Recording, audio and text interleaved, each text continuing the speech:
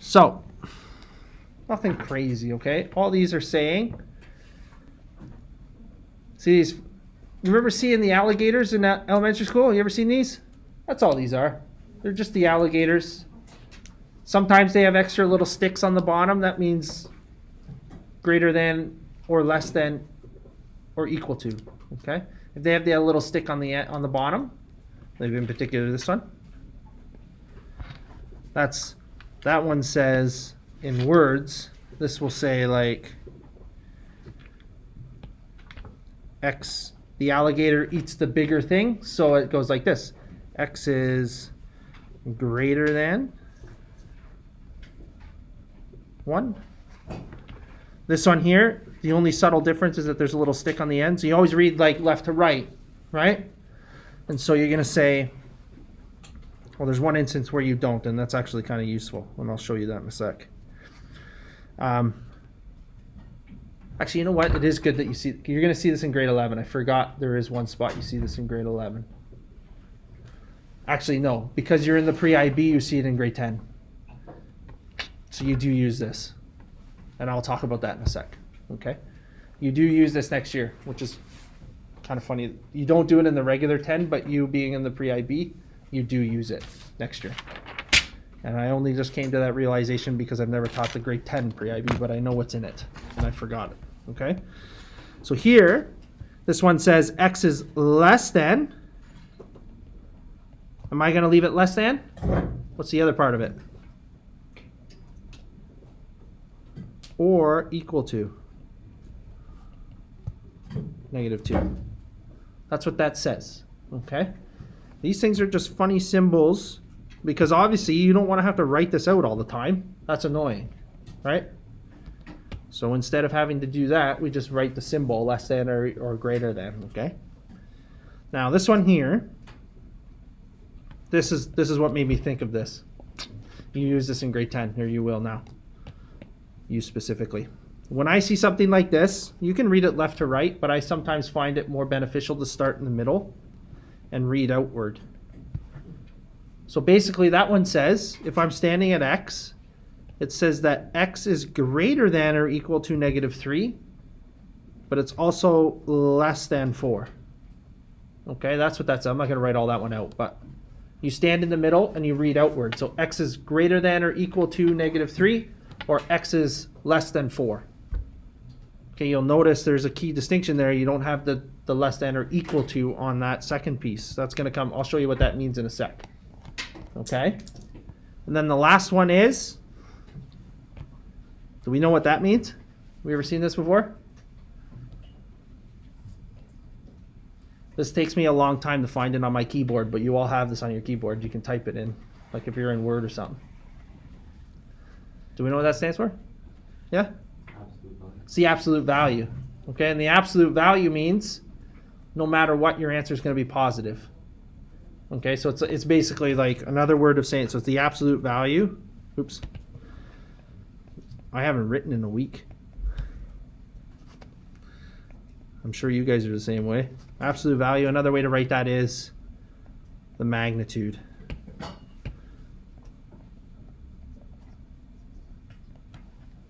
Okay, and you'll use the magnitude in like grade 12 calculus.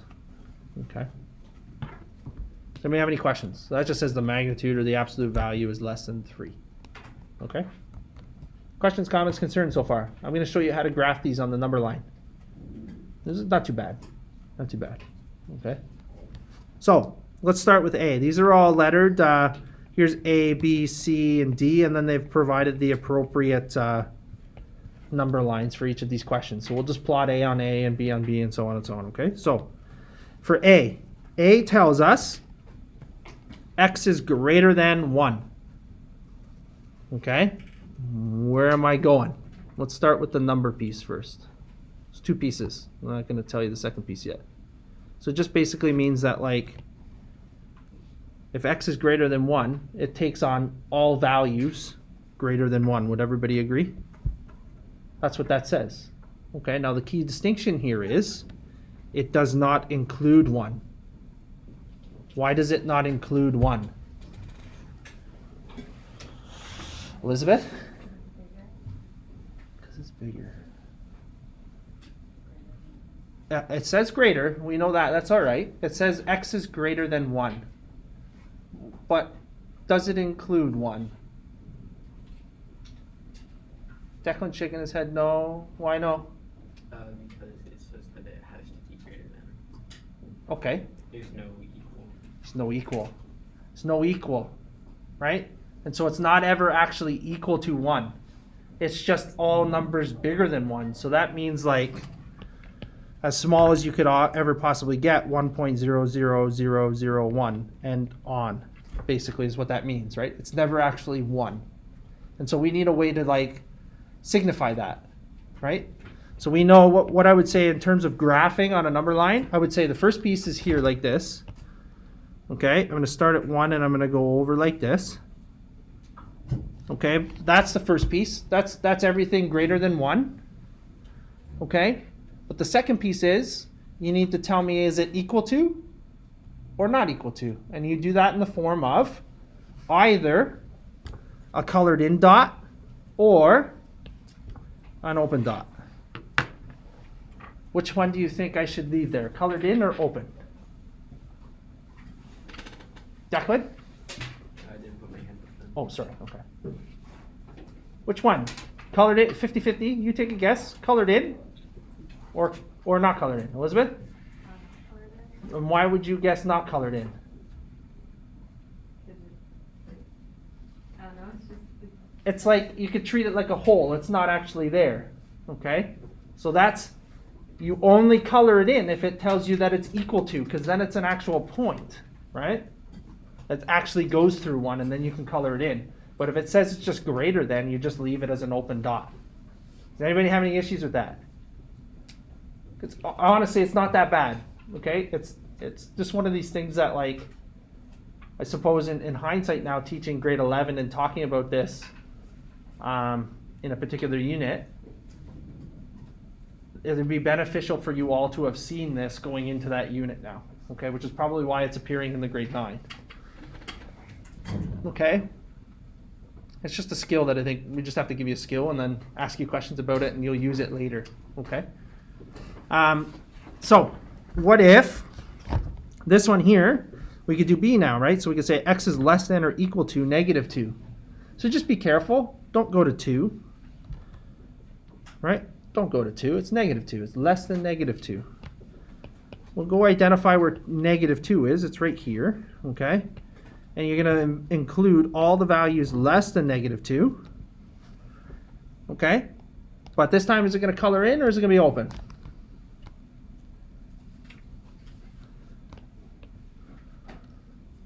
Mark? We're going to color this one in because it's less than or equal to. Okay? So you're going to color that one in. Any questions so far? Now, probably one of the most common applications that I think you're going to encounter right off the bat when you do go to use this is C. Okay? There are going to be lots of instances where you're going to see C. Okay? Now,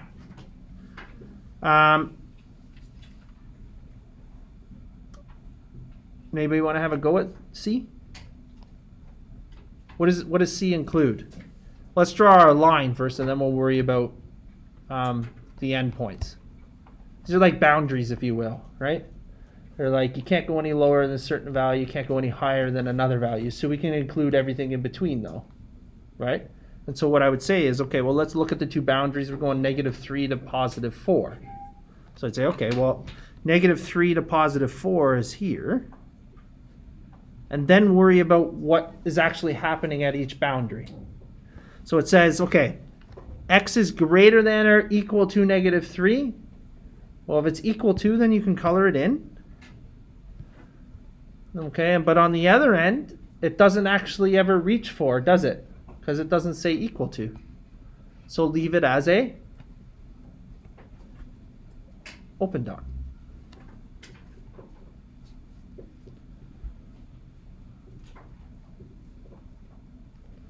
Okay? Any questions so far? Last one's a little tricky, but not too bad. Okay?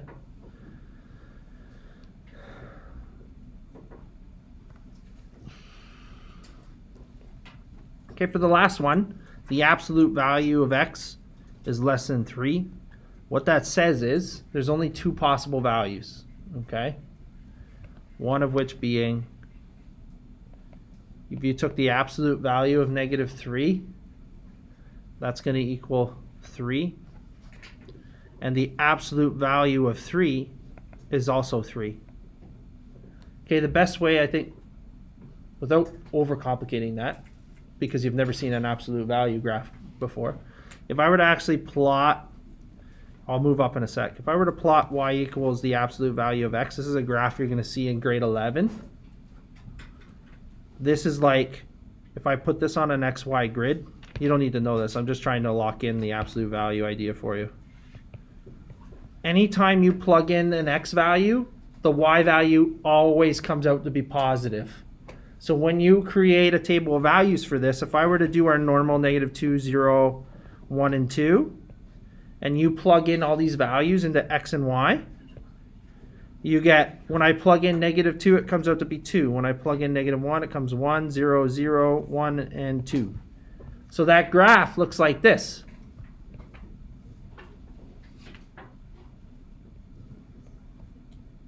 It's a V. Okay? That's the absolute value of x. It's always positive. It doesn't matter what you plug in for x. The y always comes out to be positive. Okay, so I just wanted to use that to reiterate that.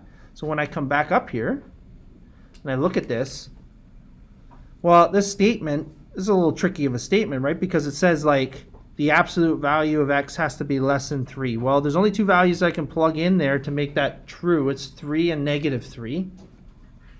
And then the other side of it is I didn't have an equal to, right? So there's no range here. It's just two values, okay? And we go to, the only way this can be true is if I go to negative 3, right? And I'm not going to color it in because it's not less than or equal to. It's just less than. So the values I'm just going to plug there and there. It's the only two values. Okay, that absolute value bar makes a mess of things a little bit, right? Because it just limits you. You can't have any negative values. Well, you had a negative value, but it's not in between. Okay, any questions? That's not an easy one. That's a little tricky. Okay. Now you've got a whole bunch of text here. Okay. It says in addition equations, which are statements of equality, such as x plus 1 equals 5. We've already seen a whole bunch of this, and what the difference is we're not going to see the equal sign explicitly the way we've seen it a number of times already now. Okay. It's going to always have these like less than or equal to, or greater than or equal to, or less than or greater than, okay? So we're going to kind of do away with the explicit double line equal sign for now, okay? It's going to have all these inequality ones now. That's today's lesson, okay? So we can write statements of inequality, okay? So recall, to solve an equation means to determine the values of a variable that makes the statement true, right? We've already seen, and I saw a whole bunch of you do this on the test, where we're checking left side equals right side.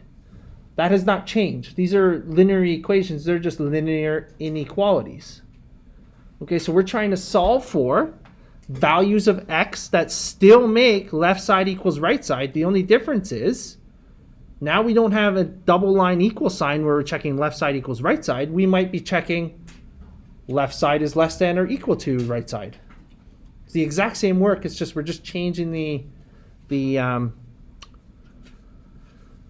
it's not an order of operations, just what's there, right? The less than or equal to is turning, that's what it's turning into from the equal sign, okay? We can still use all the work that we've done to check left side equals right side. That's what we're doing, okay? Does to solve an inequality means to find all values of the variable that makes the statement true, as with equalities, okay?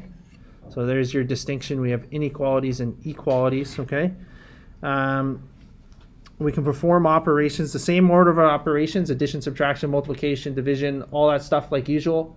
The only thing that's changing is we have inequalities instead of equalities. Okay, does anybody have any questions? So we'll start with a couple easy ones, okay, and we'll look at these ones.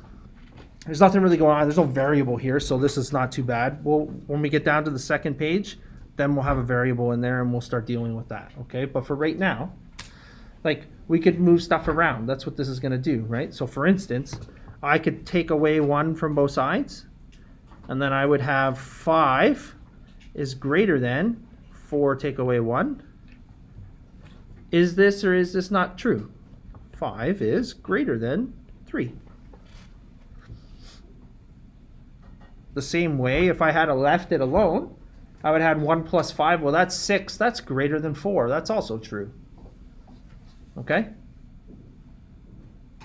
Anybody have any questions so far? There's only one really weird, tricky thing with this thing, and it's just, if you're good with solving linear equations, nothing changes aside from this one silly little trick. Okay, and you can always catch yourself if you go back and check your work, as I've tried to push you to do anyway. Okay, does anybody have any questions? So these ones are just like, I'm just trying to get you some practice just working with these inequality signs, okay? So you could confirm, like, 5 divided by 2, well, that's 2.5. Is that not true that 2.5 is less than 6? I think that's true. But just to lock it in for 100% sure, you could also multiply both sides by 2. Right? And now we're going to see, okay, well, the 2's end up canceling out, and you're going to see 5 is indeed, in fact, less than 12. That is still true. Okay? So I think what's going on with this lesson is that we're trying to build this idea that, like, all the skills and orders of operations that we apply to equalities also apply to inequalities. Okay? Does anybody have any questions? Now, one funny little thing has to happen with it, and that's the point of this last one. Okay? -2 is indeed, in fact, less than 2. I think everybody agrees with that. But what happens?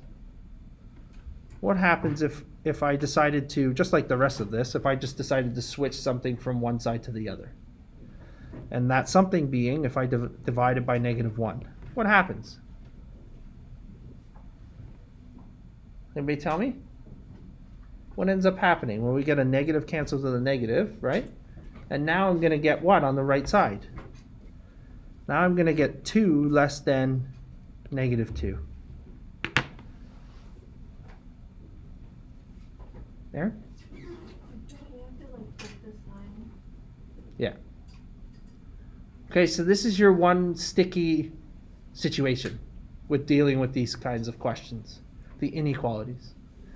Anytime you have to divide or multiply by -1 or by a negative, you have to flip the inequality. That's just the one kind of little caveat rule. Okay, and we'll see that in an example today.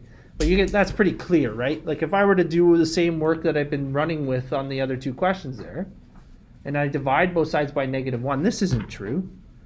2 isn't less than -2, right?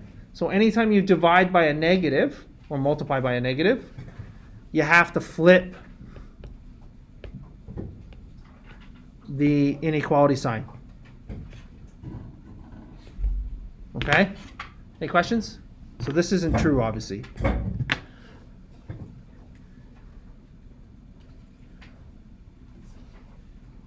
Any questions so far? Promise, this is like just normal run-of-the-mill. That's the only one little sticky part of this. Okay. Otherwise, you just treat it like usual. Okay? You can almost treat it like an equality. It's just under this one particular instance, when you divide or multiply by -1, you have to flip the sign. Okay? And the best way to catch that, if you forgot on a test or something like that, just always look back to check the left side. Does the left side actually hold true based on the inequality that exists between left side and right side? You're always checking back, okay? So turn the page over. I'm going to run you through problems 3 through 5. Oh, you guys want me to write down that rule on the other side? Here, let's write down a rule on the other side. Mr. Poling has it written down, so let's write it down.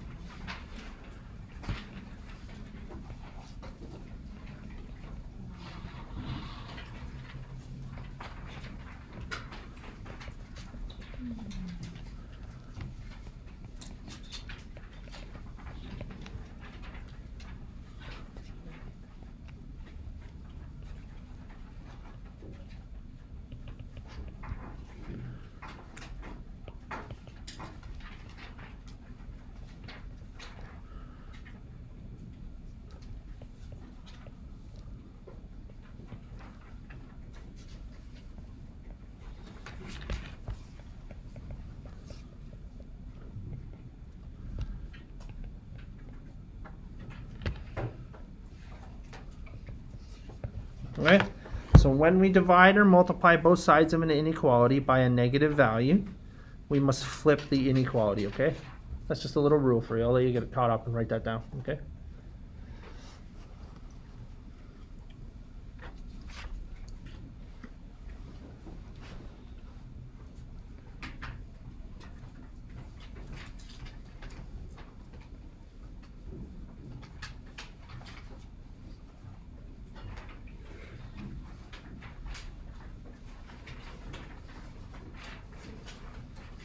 Okay. So once you get that, just turn the page over, okay? So now the catch is I want you to be able to graph these inequalities, right? And the issue becomes is what happens if you've got like multiple x's across your inequality and like multiple numbers. You got to actually like you're basically solving for x. So that you can say x is greater than or equal to a particular number, or x is less than or equal to a particular number, so that you can draw it on the number line. So in order to do that, if I have a jumble like in problem 3 there, the only way to get x by itself so that you can read the inequality is to solve it just like a linear equation. Basically get x by itself. That's what you want to do. So we're going to apply the exact same rules we've been doing for weeks now. So the only thing that looks different is we have inequalities instead of equalities. Okay? So I want you to get x by itself for me.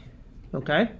And sometimes there were some times where I mentioned that with equalities, it didn't necessarily matter if x's were on the left side or right side. Okay?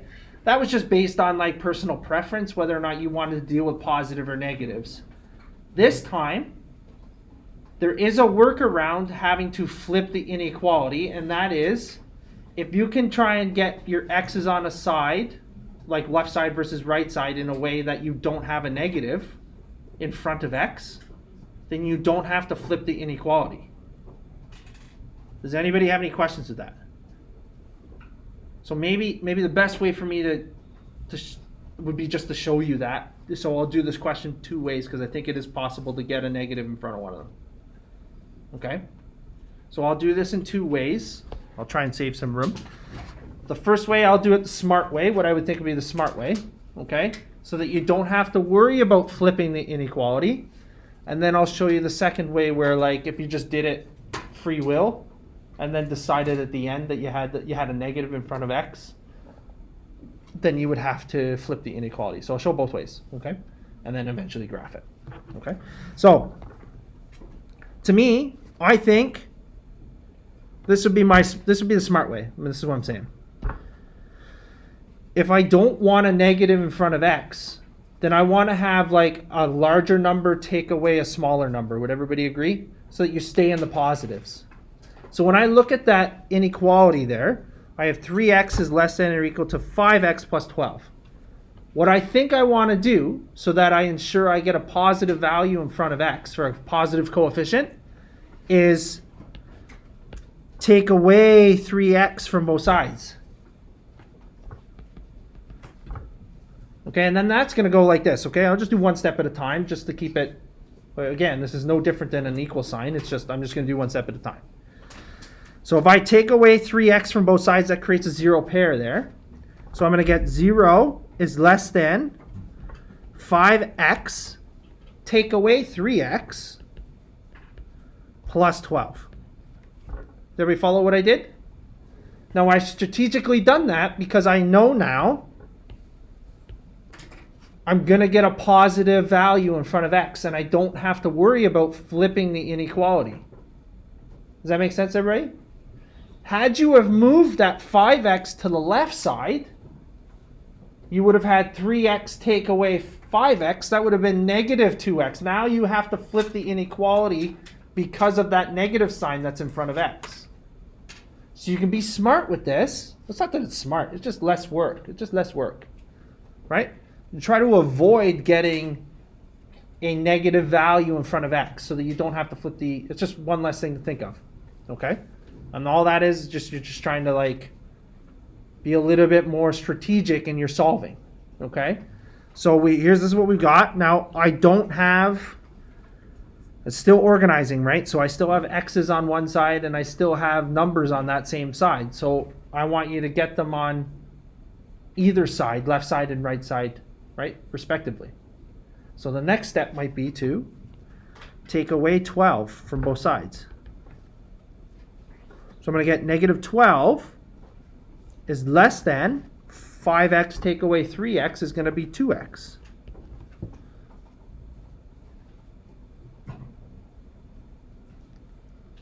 Anybody have any questions? Do I have x by itself yet? No, I still got one step to do, right? So I'm going to say, okay, divide both sides by 2.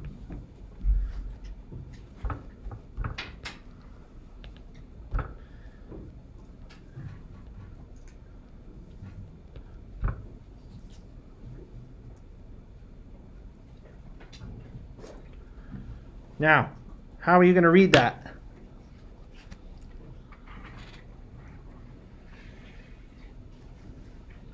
Are you going to read that left to right? What are you going to say? I think reading that left to right is a little, I don't know. I would start at the variable and then read towards the numbers. That's how I would read that. So what are you seeing?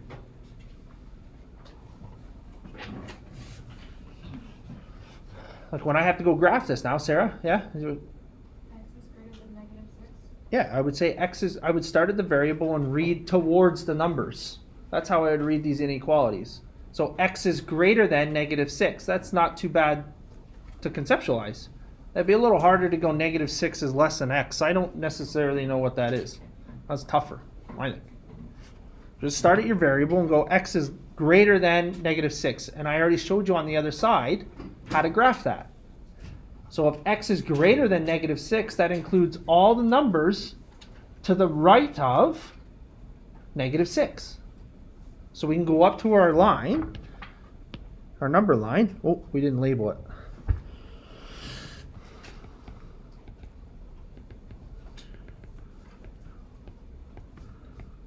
Okay. I didn't realize it wasn't labeled.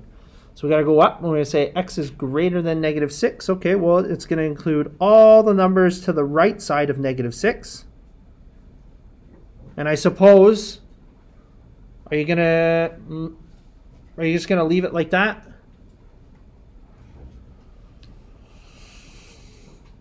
Or am I missing something? I drew them on the other side. There's 2 things missing right now. 2 more things. First question, before we deal with the boundary, I suppose is what we'll call it, is there something else missing from my graph? Greer? Okay, yeah, that's what I mean by the boundary. I didn't allude to this earlier, but maybe I should have. Allie? An arrowhead, okay? Because it includes all, it's an inequality that says x is greater than negative 6. Well, just because you can't write infinite numbers on your number line does not mean that they're not valid, because 100 is also greater than negative 6. So you better include an arrowhead on your graph. I guess we'll call this a graph. Okay? Now, that's the one piece I forgot to allude to earlier, but now we can go back and deal with the kind of boundary that we have at negative 6. Do we have an equal sign or a greater than or equal to? So if you don't have that little extra stick on the bottom, the equal to piece, then it doesn't actually ever equal negative 6. So what are you going to have at the boundary? What kind of point? Open or closed? Open, okay? Open. Yes, open. When you labeled the graph, you put negative 4, 0, 1. Can you do Oh God, sorry. I was all distracted because I wasn't paying attention. I didn't realize it wasn't. There you go. Sorry. Can't count. Teach math though. I can't count.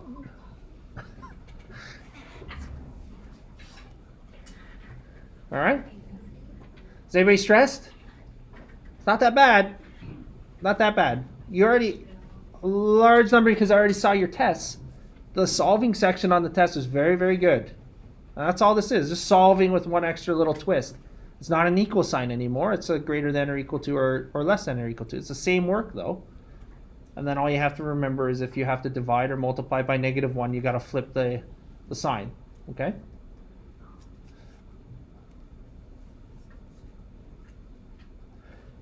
Okay? Any questions?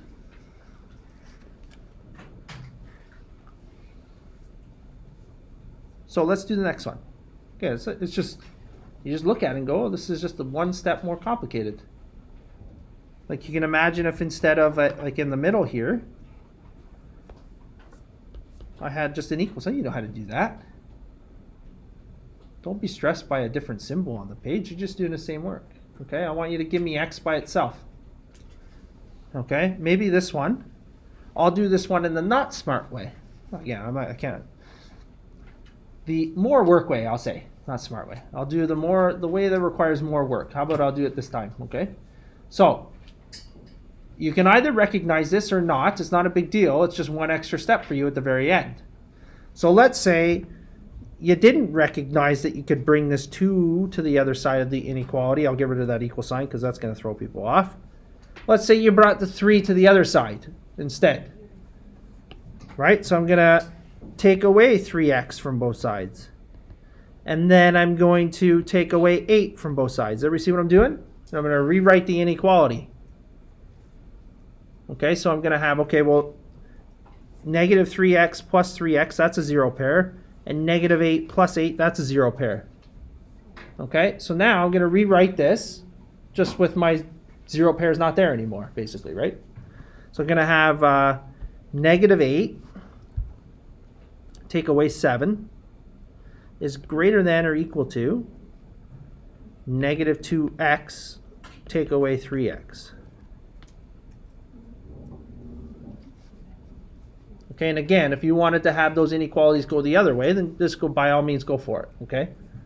I just want to show you one time what would happen if you had a negative value in front of x, a negative coefficient.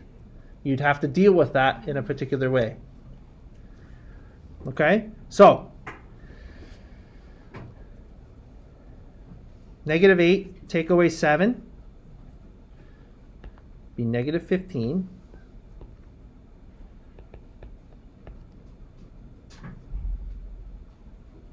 Okay, any questions so far?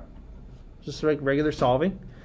Now to get x by itself, you're going to have to divide by, here's the catch, divide by negative 15, or negative 5, sorry.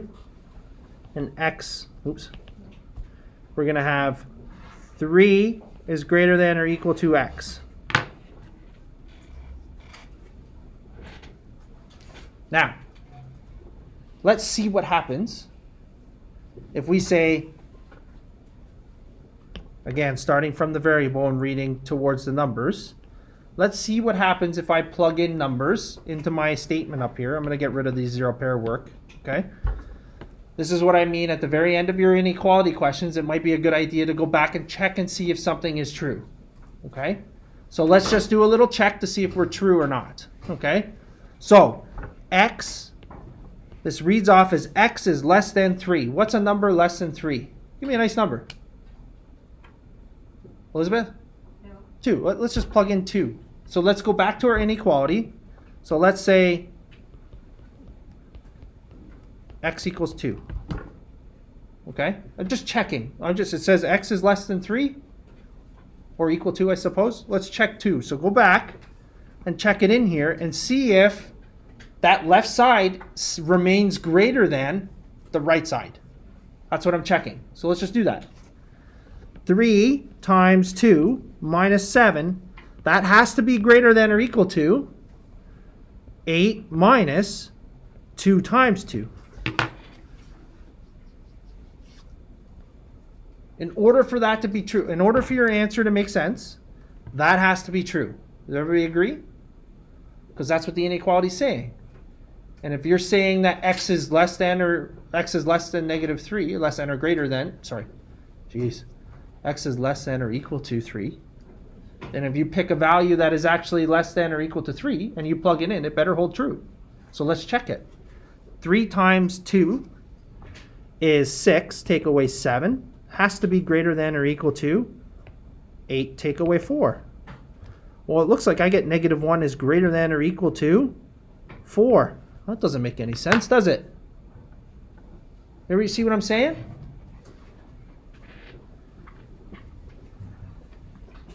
Okay, so you can't forget at the very end. So you say, okay, here's my answer. Just like when I was trying to show you how to solve equalities, you'd plug it in and do a left side equals right side check. I'm doing the same thing here. Colson, question? Do we flip the inequality when Yeah. we divide by negative? Yeah.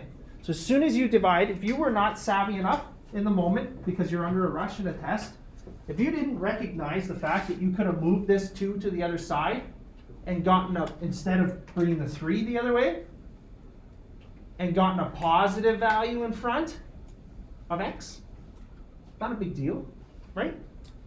My advice would be to always just check your answers to make sure that it makes sense. Anyway, it doesn't matter if you're doing equalities or inequalities, my advice would be just check your answers. That's why I'm showing you this. So you say, okay, this obviously didn't work, so I must have forgotten to flip the inequality. So your final answer here would have been, just flip that. Okay? If it's wrong and your inequality is not working or not making sense, then just go back and say, okay, no big deal. That's not right. We're going to say, okay, 3 is less than or equal to x. Or so if you read it the other way, it has to be x is greater than or equal to 3. Now, if you plugged in a number like 4 into your equation, the inequality should hold true. Okay, does anybody have any questions? Again, I'm just trying to hit home the fact that this is no different than solving equalities. And that's on the test, I put that extra little left side and right side table for you to go and check your work for that one question. Okay? So most of you were pretty good anyway about going, like you took extra pieces of paper and you were checking your answers. So you knew you knew how you did on that section for the most part. And you also knew, okay, it's not right, so I erased some work and I tried the question again. That's totally valid. That's all I'm expecting. That's what I want you to do here too. So x is greater than or equal to 3. So now we can go to our number line. Put your numbers on. -2, -1, 0. Let's see if I can count this time. 2, 3, 4, 5, 6. It says x is greater than 3. So to go to your number line is to say, okay, greater than 3. Greater than or equal to. You got your arrowhead. And color it in.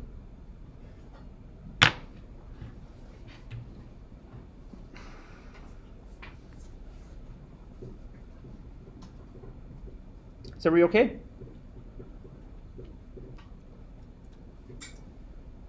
These are kind of weird the first time you see them. Even like having to teach this the first time, I was stressed about this, having to do it because I've never done this lesson before. It's not bad. It's the same as solving linear equations. You just got this one extra little silly rule to remember. But it's actually not anything to remember if you go back and check your work, because it's still a valid statement. It has to be a valid statement if they write it on the page. And if it doesn't hold true for your answer, then you're not right. You got to go fix it. And chances are, most of you are okay with solving linear equations now. Chances are you just forgot to flip your inequality. Okay? I'm going to hit stop there because that's a big